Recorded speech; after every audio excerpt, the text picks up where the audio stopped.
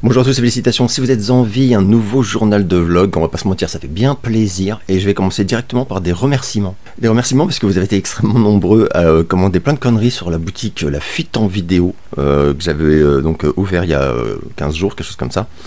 Et je vais être sincère, je m'attendais pas du tout à ce que ça se passe comme ça, donc ça m'a énormément touché. Et en plus, vous avez aussi été nombreux à m'envoyer des photos des produits. Merci à vous. Donc je mettrai systématiquement le lien vers la boutique dans la section commentaires de chaque vidéo. Pour ceux que ça intéresse, ils sauront toujours comment y accéder. Et je vais passer de remerciements joyeux à une pensée émue et bien triste pour Carl Weathers qui nous a quittés il y a quelques jours de manière... Enfin, je m'y attendais pas du tout, on va dire. J'ai pas eu d'infos sur les causes de sa mort. Donc est-ce qu'il était malade, je ne sais pas, parce que bon, je crois qu'il avait 76 ans, c'est un peu jeune, donc horrible. John Ellie a fait un super live en hommage, voilà, s'il y en a qui l'ont raté, voilà, et Stallone a posté une vidéo aussi assez bouleversante, enfin, bref. Et je vais passer directement aux films et séries vus récemment et docu, enfin la totale. Et je commence d'ailleurs par un docu. Et il s'agit de documentaire sur Raël en ligne sur Netflix depuis 2 jours, que j'attendais avec beaucoup de curiosité et un peu trop d'optimisme visiblement. Je l'ai donc binge-watché, c'est 4 fois 50 minutes, quelque chose comme ça se regarde extrêmement vite.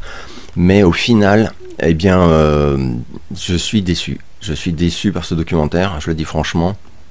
Je suis déçu par le ton. Voilà, je ne m'étais pas du tout préparé à ce que éventuellement Netflix nous sorte un docu, alors pas bienveillant, hein, faut pas exagérer, mais étonnamment léger et enfin qui semble pas vraiment à charge, quoi. C'est complètement fou. On survole des trucs extrêmement graves sans y revenir. Voilà, je pense notamment à toutes les accusations de maltraitance d'enfants, d'abus d'enfants, enfin dont je précise, Raël et les siens ne se défendent pas que dans le silence. Et oui, bon, bah, voilà, ça passe. Mais ça passe. En fait, le monde est passé à autre chose aussi. Et puis, d'autres phénomènes pourtant reconnus. Enfin, voilà, c'est un mec qui a brisé des vies par dizaines. Enfin, qui a planqué de l'argent en Suisse, mais des millions. Enfin.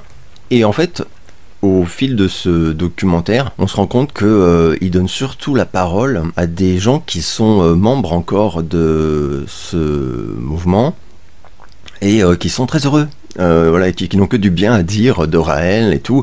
On va dire qu'il y en a 2 ou 3 qui s'en sont sortis, et donc conclut le documentaire en disant voilà, qu'aujourd'hui c'est terrible, tout ce qu'il leur a fait subir, machin. Mais en fait, ça passe crème, quoi, parce que c'est entrecoupé d'images et de séquences où on donne la parole à des gens qui parlent de lui vraiment comme de la plus belle chose qui s'est croisée sur Terre. Et aussi, il avait été fait mention du fait qu'il y aurait une interview de Raël dans le docu, et je me disais, putain, ça c'est cool, quoi. Et non, c'est pas cool du tout. C'est pas cool du tout parce qu'il est interviewé en mode copinage. C'est incroyable, incroyable. Donc on le laisse déblatérer ses conneries. Lui, il se marre. Et il y a presque un côté charmant, enfin, alors, qui prend pas sur le spectateur forcément, mais on sent bien une volonté de dire ouais, aujourd'hui c'est un mec qui dit oh, mais faut rigoler dans la vie. Moi, oui, je suis un peu foufou. Je me suis bien amusé, moi, dans ma vie. Et les gens qui s'amusent pas, c'est vraiment triste pour eux. Et on n'a rien à battre de rien, mais ça, à la limite, lui, c'est son positionnement, mais et un je m'en foutisme hallucinant. Et finalement, à la fin de ce docu, ce qu'on se dit, c'est que ce mec est un con, enfin, un con dans le sens, pas un... Je veux dire que c'est pas très malin. Il n'a pas été très malin, mais même dès le début. Et ce qui est choquant, c'est que ça prenne.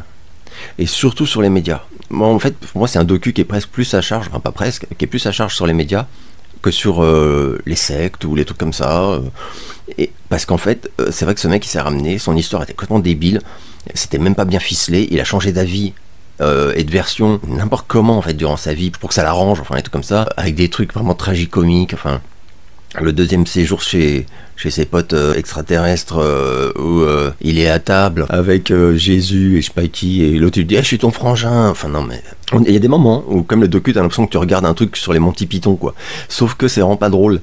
Et ouais, et en fait donc ce qui frappe, c'est pas le côté redoutablement malin et habile et machiavélique ou j'en sais rien de ce pauvre type, quoi, c'est le fait que en face, bon bah, des gens encore moins malins et surtout fragiles, en fait, parce que c'est ça parce qu'il y a des gens qui témoignent et qui sont clairement pas des débilos ni rien, mais voilà, ils étaient en situation de fragilité et c'est facile d'accuser, de dire bah moi je me laisserai pas prendre, bon bah t'en sais rien en fait. Mais ce qui est fou, c'est les médias. Les médias ont tendu des micros à ce mec-là. C'est incroyable, incroyable. Et c'est surtout ça, voilà. C'est surtout pour moi, c'est surtout le procès de ça. Le célèbre sketch du bébé cloné, voilà. Où c'est vrai que tout le passage sur les États-Unis, c'est incroyablement malaisant parce que comment a-t-on pu donner autant d'importance à cette bande de guignols et qui aujourd'hui encore ricane en fait. Hein. Et le plus dingue, c'est le moment voilà où finalement ses plus proches collaborateurs, on va dire, hein, disent ouais non mais en fait même si Claude il a menti depuis le début et qu'il nous a mené en bourrique quoi. Bah c'est pas grave et il y a le même qui dit bah moi je lui dirais merci de nous avoir fait rêver et tout. Ah non ça c'est la meuf putain c'est ouais le mec qui dit si jamais en fait elle a menti depuis le début sur le bébé cloné, bah merci quand même de nous avoir donné du rêve. Ces gens-là sont encore complètement dans les vapes. Ce qui est fou c'est que voilà il n'y a pas de recadrage, enfin c'est terrible. Donc ouais déception, moi je le conseille quand même, mais si vous êtes comme moi ça va plus vous énerver qu'autre chose quoi. Qu'ai-je vu d'autre? J'ai vu la mini-série Griselda. Donc inspiré de l'histoire vraie de cette femme qui a été la marraine du réseau de cocaïne à Miami dans fin 70 mais surtout 80, qui a un parcours complètement extraordinaire quoi. Et d'ailleurs oui qui de façon assez paradoxale s'est fait piéger, sombrer dans le crack et tout, enfin c'est complètement dingue, mais comme une conne, enfin c'est vraiment fou. Bref, la série j'ai trouvé géniale, c'est pas parfait, on peut critiquer plein de trucs, mais moi je me suis régalé. Voilà, j'ai vu qu'il y a des gens aussi qui se plaignent parce que l'actrice c'est une bombasse, alors que la véritable Griselda était très très loin d'être une belle femme avec, alors je dis ça, c'est pas un jugement de valeur, mais je veux dire que c'est important. C'est important le fait que cette femme-là, non, c'était pas une bimbo, et que dans ses relations avec les hommes, forcément ça jouait aussi. Enfin bref, donc ça c'est un peu dommage, c'est vrai que, mais bon, je comprends que c'est plus vendeur de mettre une jolie actrice. Enfin bref. Pour le reste, j'ai vraiment beaucoup aimé. Il y a des scènes vraiment géniales, c'est très bien filmé, etc. Alors par contre, une série où j'ai pas du tout accroché, malheureusement, c'est Le Jeu de la Mort, la série asiatique, dont beaucoup ont dit qu'elle était bouleversante, etc. Moi j'étais bouleversé, mais par des trucs qui m'ont déplu en fait. Donc voilà, les jeux de l'acteur, enfin le surjeu de l'acteur, pardon. Et de tous d'ailleurs, hein, même la jeune actrice là, qui joue la mort au début, enfin c'est pas possible. Et les effets spéciaux ignobles. Donc j'ai arrêté voilà, fin du premier épisode, je crois, un truc comme ça, où à un moment elle lui parle, il se penche et il y a plein de corps, enfin un peu comme genre l'enfer de Dante, enfin on sait pas. Et c'est tellement laid et mal fait, enfin. Et puis même le ton, enfin donc bref, voilà, pas pour moi malheureusement, donc j'ai arrêté les dégâts parce que c'est tout ce que j'aime pas du tout. J'ai commencé Masters of the Air, donc je regarde chaque semaine avec, pour l'instant, franchement, un vrai plaisir. C'est très tradit, pardon, voilà, mais moi je demande pas autre chose. Austin Butler, je trouve parfait. J'aime beaucoup la réal. Enfin, pour l'instant, vraiment, je trouve ça génial. C'est très, voilà, c'est pas révolutionnaire ni rien du tout. Hein, c'est pas ça que je dis. Qu'ai-je vu d'autre? Ah oui, The Beekeeper, donc le dernier Jason Statham, le dernier film de David Ayer surtout, qui marche pas mal hein, apparemment, toute proportion gardée. Hein. Et j'ai pas du tout kiffé. Enfin, ça m'a glissé dessus comme de l'eau. Dès que le film était fini, je l'ai oublié et c'est pas plus mal. Voilà, c'est sans prétention. Après, ça, c'est vraiment, comment dire, je comprends qu'on apprécie ce genre de film avec des chips, voilà. Mais c'est nul, enfin voilà, c'est nul. Moi j'ai plus le truc pour ce genre de film comme ça. Voilà, c'est tous les clichés, voilà, mais c'est voulu, hein, voilà. Donc il y a aucune surprise, rien qui soit marquant. C'est gaguesque. Après Statham, voilà, il s'amuse, il fait son truc. Voilà. Que dire? Vraiment rien. Enfin, j'ai vraiment rien à dire de ce film-là, si ce n'est que c'est ultra classique. Le mec qui va venger, seul contre tous, un homme seul qui fait trembler puis sombrer tout un réseau. Bref. Et je termine avec alors un coup de cœur, oui et non, mais un très bon film, Le Procès Goldman. J'en avais beaucoup entendu parler à sa sortie, notamment par ma mère qui a connu Goldman, puisqu'elle était en fait à Sorbonne avec lui et elle l'a vu dévier, enfin se radicaliser. Puis quand il est parti à l'étranger, voilà, les commandos, les trucs comme ça, et qu'il est revenu. Donc c'est vrai que voilà, donc ma mère était allée le voir évidemment, Day One, et puis voilà, elle m'a dit que c'était très bien. Elle était un peu choquée par certaines libertés qui ont été prises par le réalisateur, notamment d'inclure sa compagne dans les personnes qui témoignent, alors que en vérité sa compagne n'a jamais témoigné, elle est même jamais venue au procès. Ça, ma mère, ça l'a un peu agacée parce que je sais plus comment elle s'appelle, mais elle m'a dit elle n'est jamais venue. Donc ça m'a un peu gêné que dans le film, mais bon, c'est sans doute pour rajouter de la dramaturgie, enfin voilà, petite liberté, voilà, moi ça m'a pas, voilà, on la voit très peu en plus. Bon, très bon film, factuel, sans ornement inutile. Et je conclus, finalement j'ai noté beaucoup de trucs, par la série d'Argent et de Sang, qui a repris la diffusion. Bah, je continue de me régaler, c'est toujours aussi génial. J'adore, c'est vraiment une baffe cette série, incroyable. Donc voilà, et je passe aux questions. Peux-tu citer 2 ou 3 livres sur les tueurs en série qui t'ont marqué? Pour ma part, j'ai lu récemment American Predator de Maureen Callan, que je te recommande. Je crois pas que je l'ai lu celui-ci. Ah oui, tu me parles aussi du Anne Rule. Eh ben figure-toi justement d'ailleurs que c'est ce que j'ai sélectionné. Alors moi donc les livres sur les tueurs en série, j'en ai pléthore. Mes préférés, et pour moi ce sont vraiment les meilleurs en fait, c'est les plus connus. Donc effectivement, tu as un tueur si proche de Anne Rule.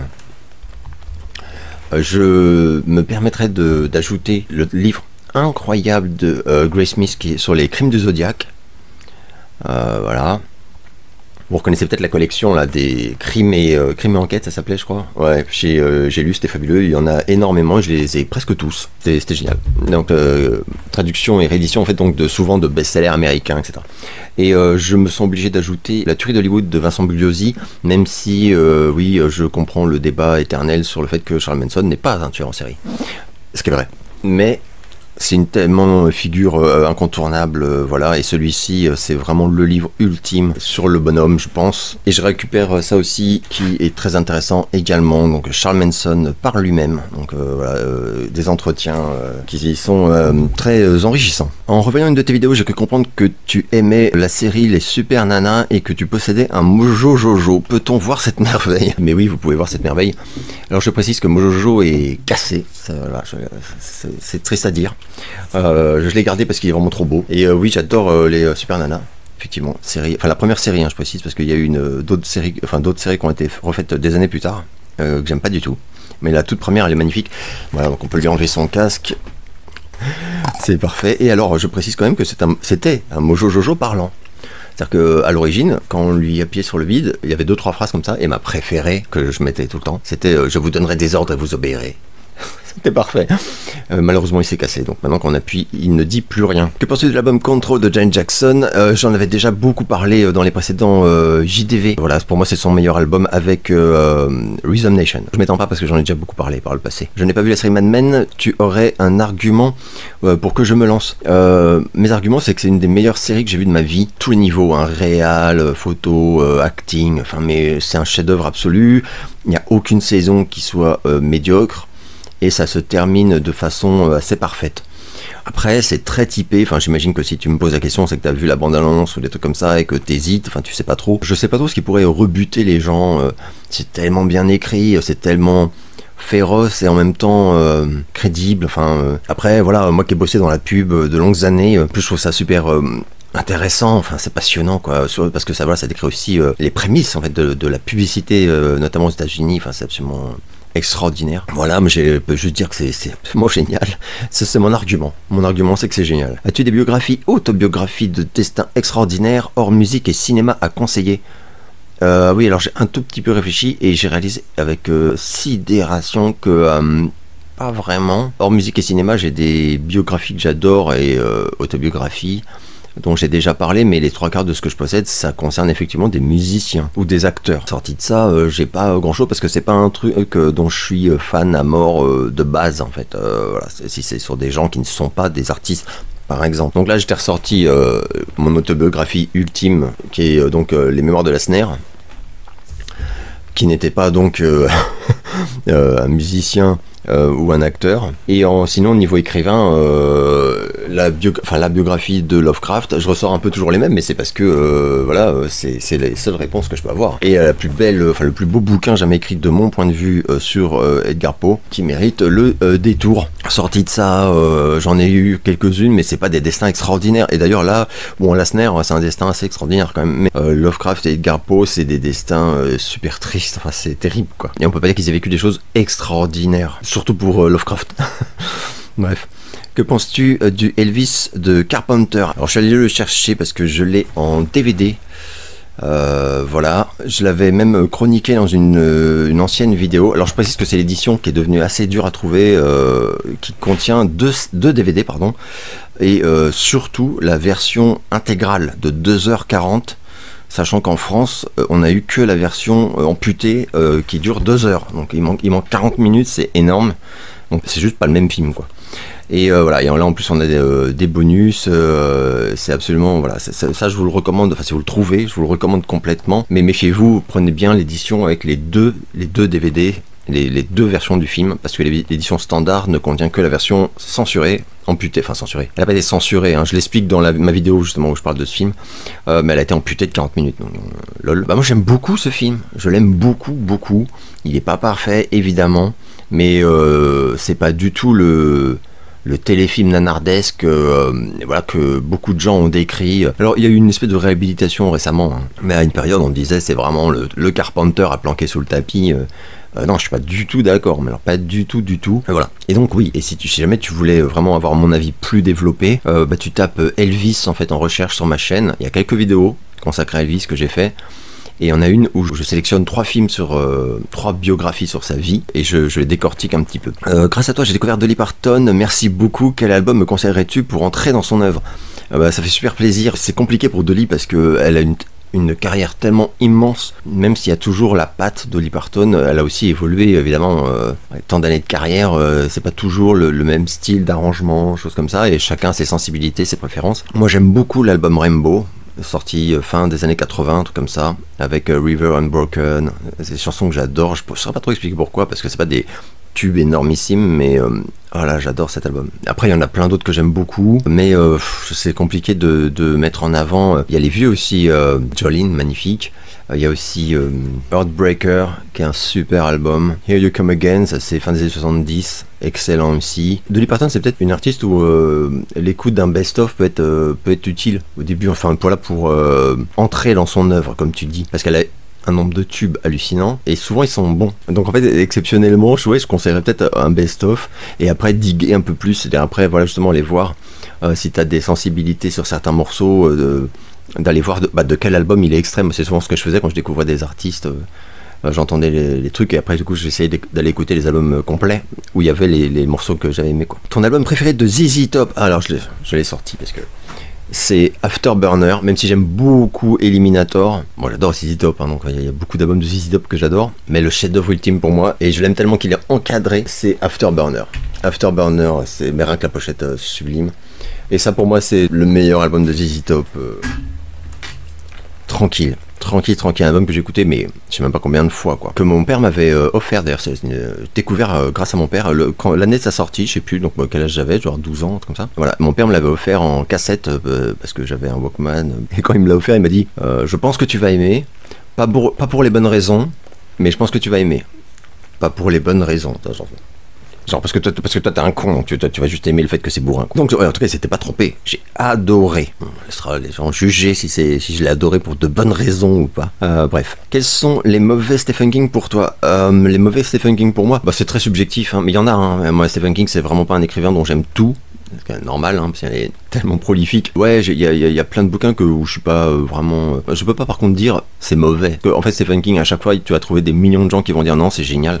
Donc en fait voilà, c'est un peu perso, quoi. Moi j'ai jamais vraiment aimé Désolation, les Tommyknockers non plus. Ma plus grosse déception, je crois, de la carrière de King, c'est Dr. Sleep. Ce livre m'est tombé des mains. Je l'ai fini, hein, mais alors vraiment dans la douleur. Et puis bah il y en a qui m'ont déçu, mais je peux pas dire qu'ils sont mauvais pour autant, quoi. Il y a quand même pas mal de bouquins post 2000 par exemple, dont les fins me déçoivent en fait. Je trouve que Stephen King, les fins, bref. Donc voilà. Après, il y a aussi l'inverse. Il y a des livres qui sont considérés comme, alors pas mauvais, mais peu intéressants, et qui pour moi sont des tueries totales. Par exemple, From a Brick 8. En France, c'est Roadmaster. Pour moi, ce livre, c'est... Oh là putain, j'adore ce bouquin. Pour moi, c'est un grand Stephen King. Et pas du tout. Enfin, pour personne d'autre, en fait. Donc, je trouve ça dommage. Mais c'est vraiment un livre magnifique pour moi. Donc, d'ailleurs, il y avait une adaptation au cinéma qui était en chantier, enfin, qui était prévue. Et j'ai l'impression que c'est tombé à l'eau. Je suis dégoûté parce que j'aurais adoré voir un film adapté de ce bouquin. Bref.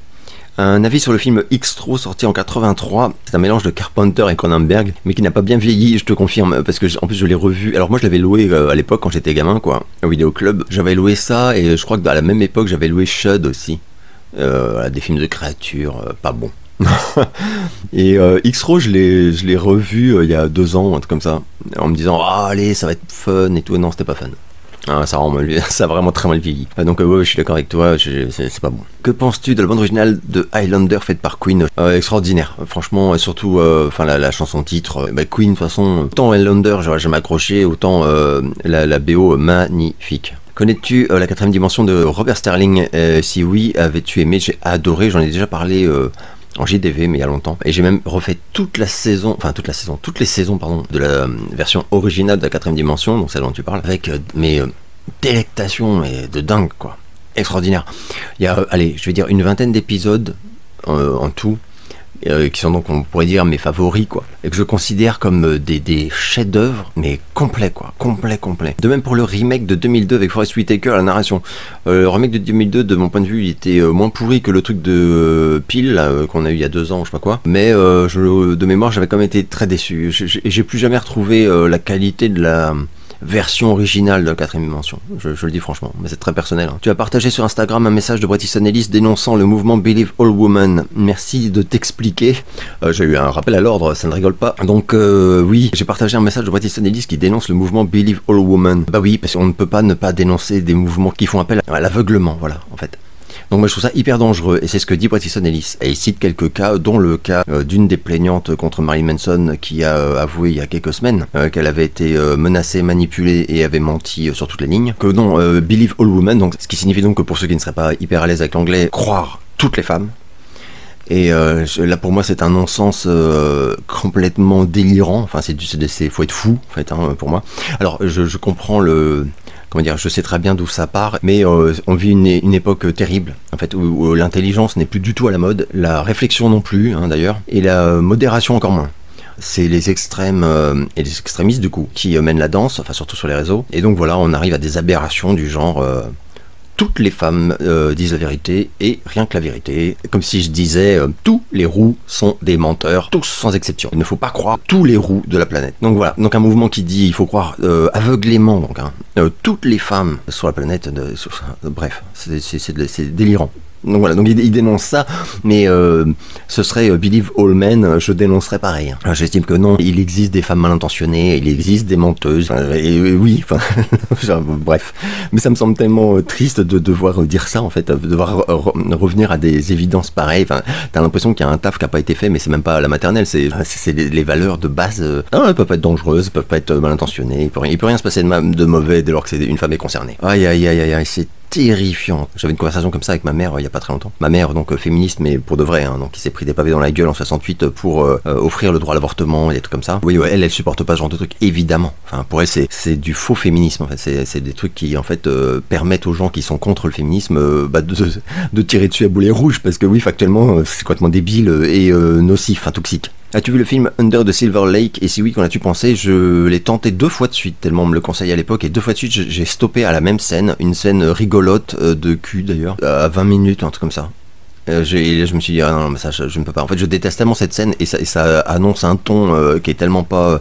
auquel je suis tellement allergique qu'à chaque fois je me suis dit, ah, vas-y, passe cette scène. Et à chaque fois que je la vois, je me dis ah non mais ça c'est pas possible. On sait que la carrière cinématographique d'Elvis Presley n'est pas extraordinaire, mais y a-t-il quand même un ou deux films qui te semblent intéressants? Je pense notamment au Rôdeur de la Plaine de Don Siegel, mon préféré. Voilà, donc oui, celui-ci totalement.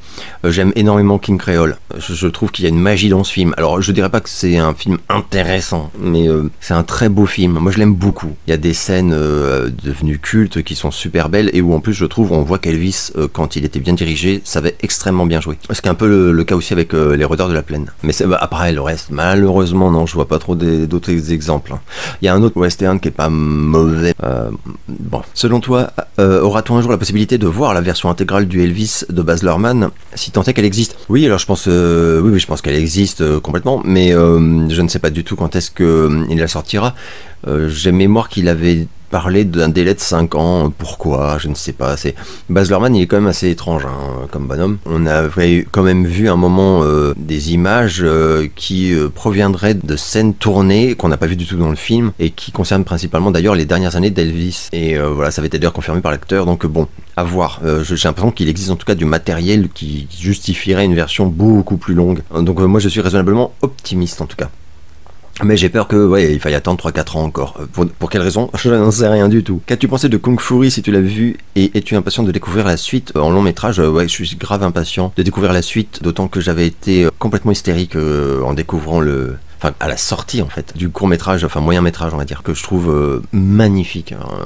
Un ovni, une perle. Et en plus il y a plein de trucs qui d'habitude me ferait un peu décrocher, un humour un peu trop absurde et tout, et là ça passe, mais c'est parfait. Donc j'espère qu'il s'est pas viandé sur la suite, parce que voilà, c'est son premier long métrage, ça va être beaucoup plus... Avec Schwarzenegger, d'ailleurs je crois en président, ah, ça va être génial, ça va être génial. J'ai hâte que ça sorte, je sais pas du tout où ils en sont, je pense qu'ils sont en post-prod, machin. As-tu vu The Sailor Who Fell From Grace with the Sea, tiré de Yukio Mishima, un film de 76? Oui, je l'ai vu, magnifique film. Alors je l'ai vu mais il y a très très longtemps, et je l'ai jamais revu depuis. Très beau film, alors Mishima, bon bref. Iras-tu voir le groupe Filter le dimanche 17 mars au Petit Bain? J'ai compris que tu aimais ce groupe, j'adorais Filter, j'étais fou de Filter. J'aime moins depuis 2 albums, beaucoup moins. Donc je sais pas si j'irai après revoir Richard Patrick. Je rappelle que Filter c'est un des groupes que j'ai vu le plus de fois en concert. Si vous voulez voir ma vidéo sur les billets de mes concerts de ma vie, je sais même plus combien de fois j'ai vu Filter en concert. Donc à l'époque, à l'époque des 2 premiers albums. Oui, il venait à Paris tous les mois. C'est incroyable. Petit Bain, moi ce serait émouvant, ce serait top. Je sais pas du tout si j'irai. Franchement, j'en sais rien du tout. Ce n'est pas impossible. Connais-tu le film Into the Night? Oui, série noire pour une nuit blanche, une magnifique affiche. Ah, j'adorais cette affiche. Extraordinaire. Beaucoup plus que le film. J'aime bien le film, et bon, ouais, qu'en as-tu pensé? Je l'ai bien aimé, mais c'est sympa, quoi. Ça a un charme réel, mais c'est pas un chef-d'œuvre, quoi, de mon point de vue. Hein. Est-ce que ça te parle de Paul Young et Rick Astley? Ouais. Alors, Paul Young, quand j'étais tout gamin, il avait sorti Come Back and Stay, et qui était un gros tube, et que j'adorais. Je l'avais en 45 tours. C'est un des premiers 45 tours que j'ai eu gamin, hors dessin animé, etc. Sorti de ça, j'ai jamais écouté. Et j'ai l'impression que... Ah si, il a eu un autre tube dans les années 80 d'ailleurs encore. Mais par la suite, il a un peu disparu. Je ne sais pas ce qu'il est devenu, ce garçon. Voilà, donc oui, ça me parle. Par contre, je vois très bien qui c'était. Et sa chanson Come Back and Stay, je la connais par cœur, en fait, tellement je l'ai chantée quand j'étais gamin. Rick Astley, bah oui, évidemment, je vois qui c'est. Donc lui, j'ai jamais aimé, évidemment. C'est horrible. Mais le mec, il est génial. Et ça, je m'en suis rendu compte récemment. Lui-même, il a fait du heavy metal, je ne sais plus. Enfin, vous verrez, de toute façon, si vous cherchez Rick Astley, heavy metal ou je sais pas quoi. C'était super drôle. Et c'était même pas, comment dire, c'était vachement intéressant, artistiquement parlant. Et ce mec, quoi, il est cool, il est étonnant, et il a super bien vieilli. Alors, il a beaucoup de chance, physiquement, je veux dire. Et mais mentalement aussi, j'ai l'impression. En plus, il prend avec beaucoup d'humour sa propre jeunesse. Enfin voilà, ses chansons guimauves. Comment trouves-tu la Funko Pop de Ghost qui reprend l'artwork du hippie If You Have Ghost qui vient de sortir? Je la trouve pas très intéressante, pour être tout à fait honnête. Ghost, j'ai un petit souci, vraiment, ça devient trop clownesque, cirque en ville, humoristique aussi. Je pense notamment au design de t-shirt où c'est vraiment de pire en pire. Après c'est voulu, hein. Tobias Forge il avait dit moi je veux que le groupe soit le plus gros possible et que niveau merch on fasse comme Kiss. Donc c'est à dire que lui il voit pas de problème à ce qui est la brosse à dents Ghost, les chaussettes pour petites filles Ghost, les nouilles Ghost, enfin il a aucune limite. Alors, sur le principe, je trouve ça très drôle, voilà, bon, pourquoi pas. Après, ce qui a marché avec Kiss, bah clairement, ça, pour l'instant, ça marche avec Ghost, mais sur moi, ça prend pas vraiment. Ça me déçoit un peu, parce que pour moi, la qualité des albums, il y avait un côté un peu sérieux quand même, enfin jusqu'au 2e inclus. Je suis un peu nostalgique de l'époque où Ghost c'était pas la rigolade, quoi. Enfin pas à ce point-là, quoi, en tout cas. Après ça n'enlève rien aux qualités par contre des chansons. Les chansons sont extraordinaires. Mais bref, donc bon, le merch ça part un peu en couille de mon point de vue. Est-ce que tu apprécies les albums de Dr. Dre? Je trouve l'album 2001 une tuerie. Alors je ne suis pas un grand fan de rap, mais tu sais qu'il y a pas mal de gens qui aiment beaucoup Dr. Dre qui sont pas par ailleurs des vrais fans de rap. Mais parce que Dr. Dre, moi je trouve que c'est comme le conflit East Coast West Coast, quoi. Là on est Los Angeles, tout ça, Californie, donc on est aussi sur un truc plus smooth avec beaucoup plus de basse, c'est plus funky, il y a plus il y a du hip-hop aussi dedans, enfin des trucs comme ça, mais ouais, il y a des gens qui accrochent du coup et qui sont pas forcément accros à des trucs plus traditionnels, rap quoi, Wu-Tang, tout ça. Moi j'aime beaucoup Dr. Dre, et y compris sa grande période de collab avec Snoop Dogg et tout comme ça, voilà. Et Eminem évidemment. Ton opinion sur le duo Niagara? Ah, c'est une question de mon poteau, le Captain Crochet, si je suis pas fou. Chanson française, évidemment. mais porté par un duo compositeur-chanteuse pas dénué de talent. Est-ce que pour toi trop ordinaire, oubliable ou à sauver? Je n'ai malheureusement jamais aimé Niagara. Alors je peux me dire que je détestais pas le duo, hein, mais les chansons, Cheeky Boom, machin, l'amour à la plage. Ça me donnait des envies de meurtre. Hein. Après, ils se sont fait un virage un peu en mode non, mais en fait, on est méchant, il faut nous prendre au sérieux et tout. Avec, ils avaient fait un album avec J'ai vu, voilà. J'ai jamais vraiment aimé, j'aime pas la voix de la chanteuse, ça c'est sûr. Donc ça bloque un peu déjà à la base. Et les arrangements, j'ai jamais été fan des arrangements. Donc une fois que t'ajoutes ça, bon bah c'est compliqué d'être fan du truc quoi. Par contre, c'était un bon groupe. Enfin, c'est-à-dire que les chansons, elles étaient de qualité. Je suis pas du tout étonné qu'il y ait des gens qui adorent Niagara quoi. Mais moi j'ai jamais aimé. Voilà, tout simplement. C'est vraiment l'art et les sensibilités de chacun, quoi. Je sais que tu n'aimes pas tellement les comédies musicales, mais que penses-tu du film The Rocky Horror Picture Show? Le film, je l'adore, mais je souffre à chaque fois qu'il y a des chansons, c'est-à-dire très régulièrement quand même. Mais le film, il est génial. C'est un film complètement délirant, et puis un coup de pied dans la bien-pensance de l'époque en plus. Comment dire, c'est pas un hasard si c'est devenu culte à ce point. Alors par contre, tu vois, je réponds à ça et comme on les associe très souvent, je me sens obligé de dire qu'au niveau comédie musicale, une des rares qui passe chez moi, c'est Phantom of Paradise de Palma. Et même les chansons, ça passe, à peu près. Pas toutes, mais voilà. Que penses-tu du Glamorama de Bret Easton Ellis? J'en ai parlé longuement il y a 2-3 JDV. Donc je pense que tu es un abonné pas trop ancien et que tu n'as pas dû voir. J'ose pas trop me répéter parce que pour les autres c'est un peu relou. Mais j'en ai longuement parlé de Glamorama dans un précédent journal de vlog. C'est même le livre de Bret Easton Ellis que j'ai dédicacé quand je l'avais rencontré à la sortie de Glamorama. Et j'en parle aussi d'ailleurs dans ma vidéo spéciale Bret Easton Ellis que j'ai faite à la sortie du livre Les Éclats de Shards. Donc voilà, j'adore, c'est un livre extraordinaire, je suis dégoûté qu'on n'ait pas eu d'adaptation au cinéma alors que c'était en chantier à une certaine époque, mais c'est une tuerie, c'est vraiment une tuerie. Aimes-tu le cinéma indien et coréen? Alors coréen j'adore, et ben, quand je dis ça, c'est pas que le cinéma d'horreur coréen qui est très bon, je trouve, enfin qui a été très bon à une période en tout cas, mais c'est aussi des films dramatiques, des thrillers, des trucs comme ça, j'en ai quelques-uns d'ailleurs, hein, je vous en ai parlé à une époque dans ma collection de DVD asiatiques. J'ai pas mal de films coréens dedans. Les films indiens par contre j'arrive pas du tout. Le cinéma indien je n'y arrive pas du tout. Je sais qu'en ce moment il est très à la mode. Voilà, il y a eu des films récemment là qui ont un peu fait le buzz et que j'ai tenté. Et à chaque fois j'ai arrêté, mais au bout de 10 minutes, vraiment c'est pas possible. Sur moi j'y arrive pas. Tout le respect que je lui dois quoi. C'est juste c'est pas du tout pour moi quoi. As-tu lu Marc-Édouard Nab, l'autre grand écrivain français vivant avec Houellebecq à mes yeux? Non, jamais. Je connais très bien de nom bien sûr. Mais je ne l'ai jamais lu, c'est une bonne question, je sais pas pourquoi. Il faudrait que je tente. Team Iron Maiden ou Megadeth? Megadeth de ouf, puisque je suis fan de Megadeth et je n'ai jamais aimé Iron Maiden, malgré quelques tentatives, parce que autour de moi beaucoup de gens aimaient, et non, j'ai jamais réussi. Le chant très spécial de Bruce Dickinson, ça ne passe pas du tout. Et la guitare aussi, les accords très aigus, non, Iron Maiden c'est jamais passé. Alors que Megadeth, j'adore. Team Huey Lewis ou Bon Jovi? Alors Huey Lewis and the News, j'ai beaucoup aimé, j'aime beaucoup les tubes. Donc voilà, c'est l'exemple parfait du groupe dont je connais pas la disco, mais si on me met un best-of, je reconnaîtrai toutes les chansons. Et je les aime toutes, vraiment, j'aime beaucoup la patte Huey Lewis and the News. Tu vois, d'ailleurs je te lis, ça me donne envie d'aller diguer un peu dans leur disco. Je suis sûr qu'il y a plein de trucs géniaux que je connais pas quoi. Bon Jovi c'est par contre voilà, c'est un de mes groupes favoris de ma vie, enfin dans le sens où quand j'étais enfant, jeune ado pardon, Bon Jovi, Fahrenheit et Sleepy When Wet, pour moi c'est la sainte trilogie oufissime du heavy metal FM, on fera jamais mieux, c'est incroyable. Donc voilà, après j'ai décroché il y a très longtemps, ça fait long. J'écoute par curiosité quand ils sortent un truc, mais bon. Pour moi les derniers gros tubes de Bon Jovi c'est Keep the Faith, Have a Nice Day, c'était encore bien, ou il y en a eu quelques-uns, ou It's My Life, magnifique, mais ça commence à dater, hein, ça a 20 ans ces trucs là. Après j'ai vu que par exemple là, j'ai vu que Bon Jovi il a eu d'énormes soucis de cordes vocales ces dernières années, il en a parlé sans aucune pudeur en fait, il y a 2 jours en interview en expliquant pourquoi il n'arrivait plus à chanter. Donc là il est en phase de rééducation, mais il a des opérations très délicates aux cordes vocales, c'est atroce, hein. Et que s'il n'arrive pas à retrouver sa voix, ses capacités vocales, il ne fera pas de tournée, alors qu'il y a un album qui sort là.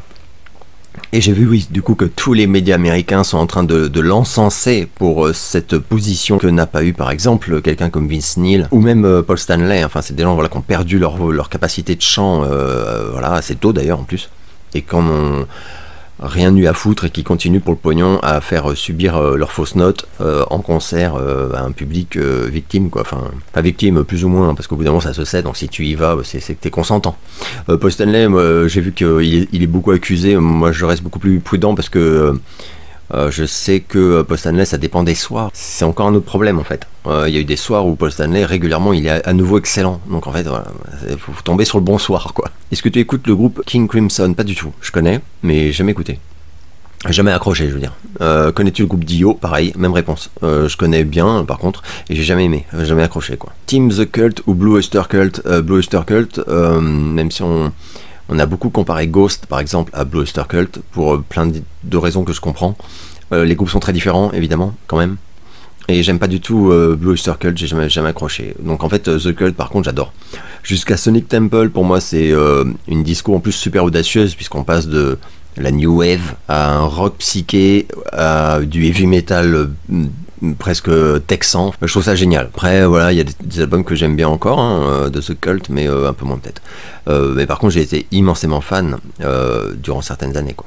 Connais-tu le film Alexandra's Project, un ovni australien super bizarre? Le titre me dit quelque chose, mais je ne crois pas l'avoir vu. Donc je vais me le noter sur ma liste et je vous en parlerai si je le trouve. Tu as vu la mini-série de Sing About Palm, complètement dingue? Non, mais je me le note également. Et c'était la dernière question de ce JDV, donc je vais m'arrêter là. J'espère que vous allez bien et je vous donne rendez-vous très bientôt pour une nouvelle vidéo.